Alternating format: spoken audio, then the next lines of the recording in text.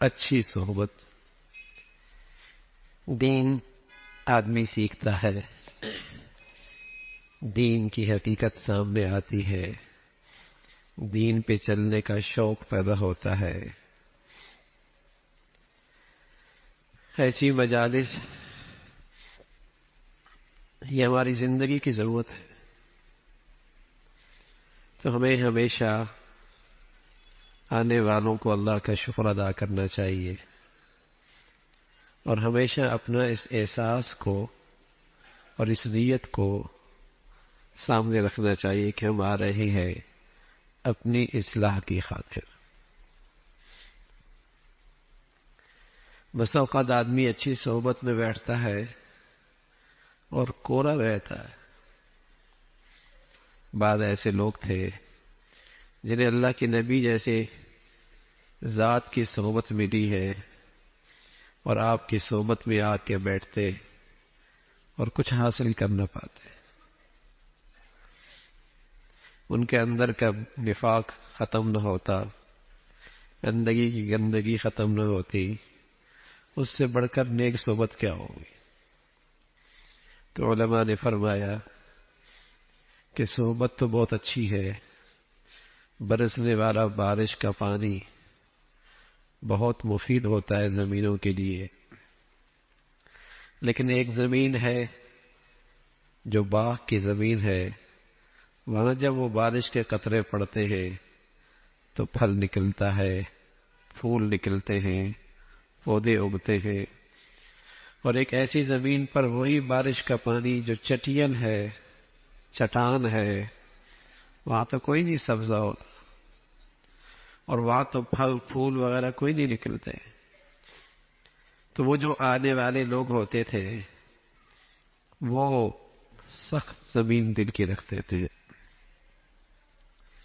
اچھی صحبت کا پورے طور پہ فائدہ ان لوگوں کو نصیب ہوتا ہے جن کے دلوں میں عقیدت ہو، جن کے دلوں میں محبت ہو، اور جن کے دلوں میں سچی طلب ہو۔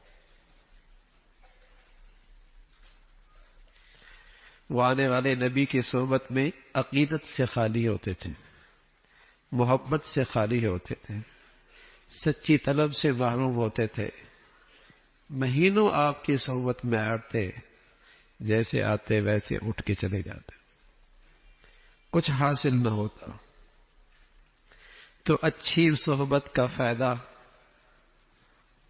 اور اس کا مفید ہونا، اس میں تو کوئی شک نہیں ہے، لیکن اللہ مجھے ایسوں کی صحبت دے دے جن کی میرے دل میں عقیدت بھی ہو، اور جن کی میرے دل میں محبت بھی ہو، اور میں سچی طلب کے ساتھ آؤں، تو میرے عزیزو آدمی بہت کچھ لے کے اٹھتا ہے۔ کئی مرتبہ ایسا ہوتا ہے کہ یوں لگتا ہے میری بیماری ہی وہ تھی جس کا علاج بتایا گیا، میرا تو مسئلہ ہی یہی تھا جو میرے سامنے اس کا حل آ گیا ہے۔ میں تو پوچھنا چاہتا تھا لیکن پوچھ نہیں پاتا تھا، مجلس میں آیا، مجھے اپنے سوالوں کا جواب مل گیا۔ تو عقیدت سچی ہو، محبت ہو، اور اچھی صحبت مل جائے۔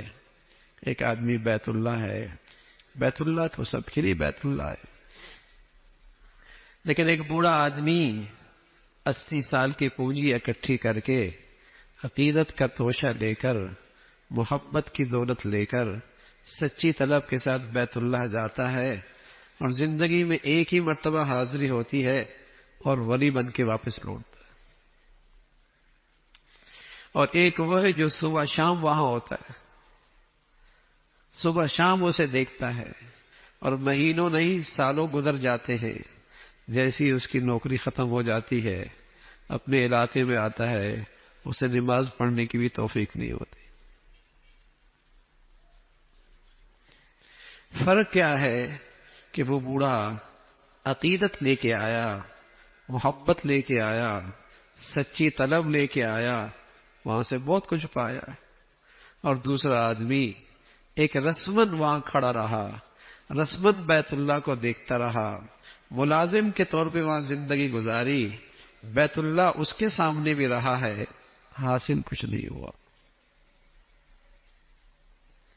تو نیک صحبت، ایک آدمی آتا ہے، اٹھتا بیٹھتا ہے نیکوں کے ساتھ، مہینے سال گزر جاتے ہیں اور بسا اوقات اس کی زندگی میں تبدیلی نہیں آتی، تو اس میں نیک صحبت کا اثر کوئی نہیں.